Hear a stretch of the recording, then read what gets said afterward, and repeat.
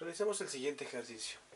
Si se tiene un campo magnético uniforme de 5 teslas con su eje paralelo a las líneas de inducción, donde se sitúa una bobina con 600 espiras de 75 centímetros cuadrados, nos piden determinar la fuerza electromotriz inducida en la bobina a 90 grados en un tiempo de 0.25 segundos y la intensidad de la corriente inducida si la bobina tiene una resistencia de 10 ohms. Vamos a colocar los datos que tenemos. En este caso tenemos los siguientes datos.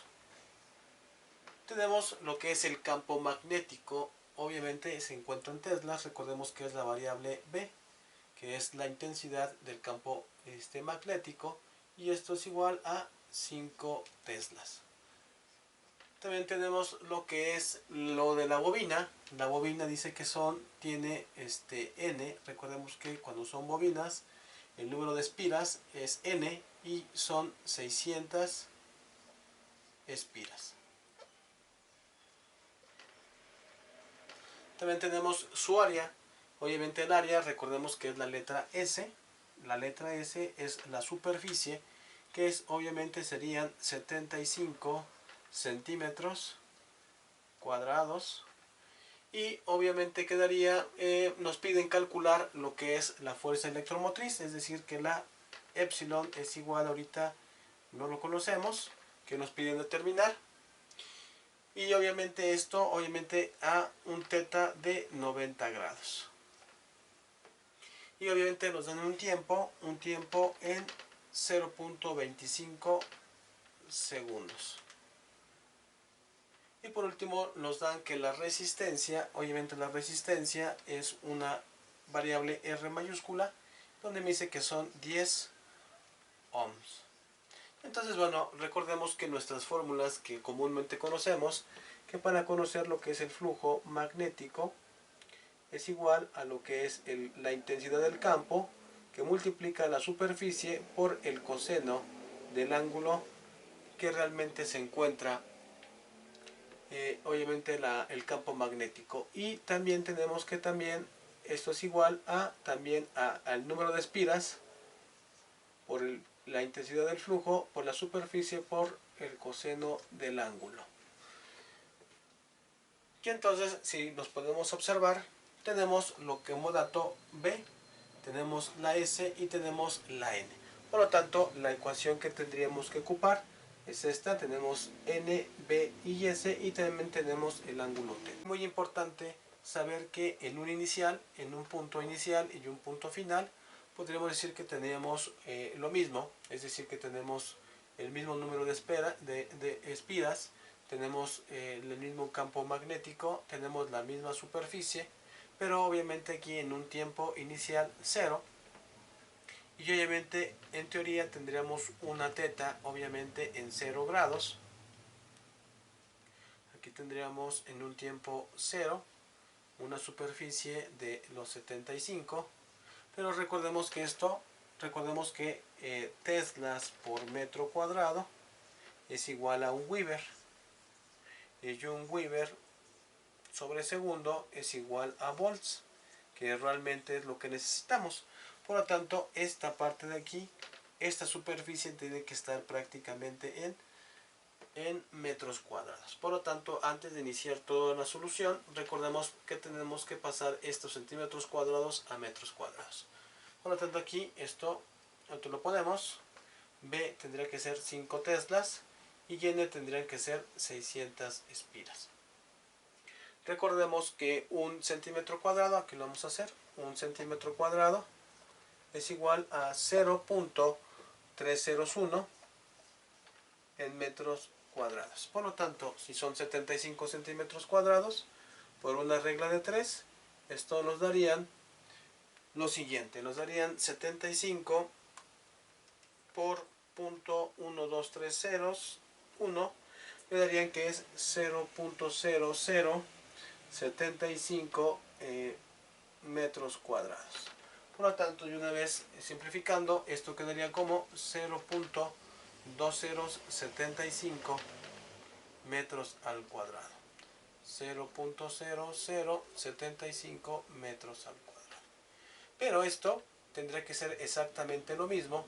Sin embargo, cuando el tiempo llegamos a 0.25 segundos, obviamente va a girar θ a 90 grados. Por lo tanto, esa sería como que nuestra variación del flujo magnético. Recordemos que epsilon está en función de esa variación del flujo magnético entre la variación con respecto al tiempo. Por lo tanto, si se dan cuenta, como estamos manejando flujos magnéticos, de cierta manera nos interesa esta ecuación. Tenemos que determinar lo que equivale prácticamente a nuestro flujo magnético. Por lo tanto, vamos a resolver lo que pasa en 0 segundos y en 0.25 segundos. Por lo tanto, vamos a hacerlo. En teoría, prácticamente nuestro flujo magnético, nuestras espiras, iban en dirección al flujo del campo magnético, y posterior a los 0.25 segundos, estas espiras tienden a ir a 90 grados y obviamente es perpendicular a lo que es el flujo magnético. Esto sería como en el tiempo 0 y esto en el tiempo a 0.25 segundos. Por lo tanto, vamos a resolver estos campos, estos flujos magnéticos en un tiempo 0 y en un tiempo de 0.25 segundos. Por lo tanto, vamos a resolverlo. Tendríamos que resolver en un tiempo 0, sería el flujo magnético, sería al número de espiras, en este caso serían 600, que multiplica a lo que es B serían 5 teslas, que multiplica a lo que sería la superficie serían 0.0075 metros cuadrados, que multiplica a lo que es el coseno de θ. En este caso el θ tendría que ser 0. Y entonces, obviamente, haciendo la multiplicación, quedarían 600 por 5 por 0.0075 por el coseno de 0. Esto prácticamente nos lo darían 22.5. Es decir que el flujo magnético en 0 segundos nos darían 22.5 en términos de teslas por metro cuadrado. Es decir, teslas por metro cuadrado. Y ese sería nuestro flujo magnético cuando realmente estamos en el tiempo 0. Ahora vamos a determinarlo a esto mismo, pero cuando es el coseno de 90 grados. Recordemos que el coseno de 90 grados pues es igual a 0, esto es igual a 1, por eso de cierta manera aquí tenemos un dato. Pero cuando vale 90, recordemos que el coseno de 90 es 0. Por lo tanto, 0 por toda esta relación, pues tendríamos que decir que esta relación del flujo magnético, cuando llegamos a los 0.25, tendríamos que tener que serían 0 teslas por metro cuadrado. Y entonces esto sería prácticamente nuestra variación de este flujo. Tendrían que ser los 22.5 menos el 0. Y el tiempo, es decir, el tiempo iría de 0 y el tiempo final es igual a 0.25 segundos. 0.25 segundos y 0 segundos. Entonces, con esta relación yo voy a poder determinar lo que es epsilon, que es prácticamente nuestra fuerza electromotriz. Tendría que ser la variación de 22.5 teslas por metro cuadrado, que recordemos que un tesla por metro cuadrado es igual a un Weber. Por lo tanto, quedarían aquí en términos de Weber sobre el tiempo. El tiempo prácticamente tendría que ser los 0.25 segundos. Weber entre segundos nos tendría que dar en términos de volts. Por lo tanto, quedarían 22.5 entre 0.25, nos darían que nuestra fuerza electromotriz es igual a 90 volts. Y entonces, de cierta manera, pues ya calculamos la primera parte de nuestro ejercicio. Recordemos que ya sabemos que nuestro flujo electromotriz, ahora sí que nuestra fuerza electromotriz, valdrían 90 volts. Ahora nos piden determinar lo que es prácticamente la intensidad de corriente. La intensidad de corriente tenemos varias fórmulas. Recordemos que la intensidad de corriente es igual a lo que es prácticamente lo que es la carga sobre un tiempo, ¿sí?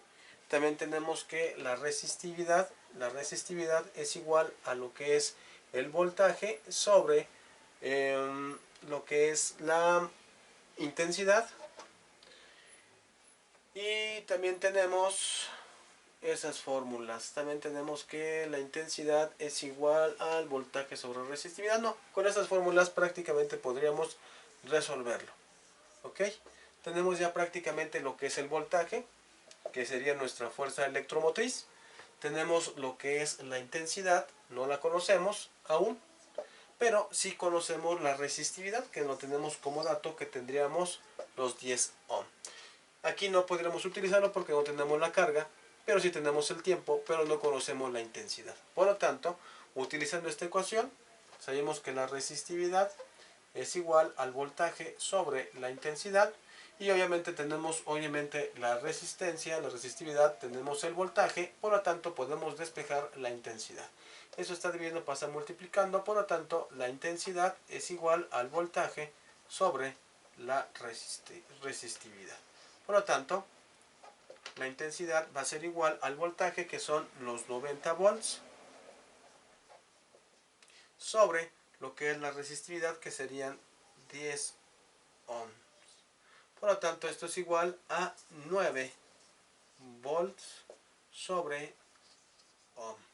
Por lo tanto, ya sabiendo y conociendo esto, recordemos que por último hay una relación que existe, que 1 volt sobre ohm es igual a 1 ampere. Por lo tanto, la intensidad final de este ejercicio tendrá que ser 9 amperes. Y con esto resolvemos nuestro ejercicio.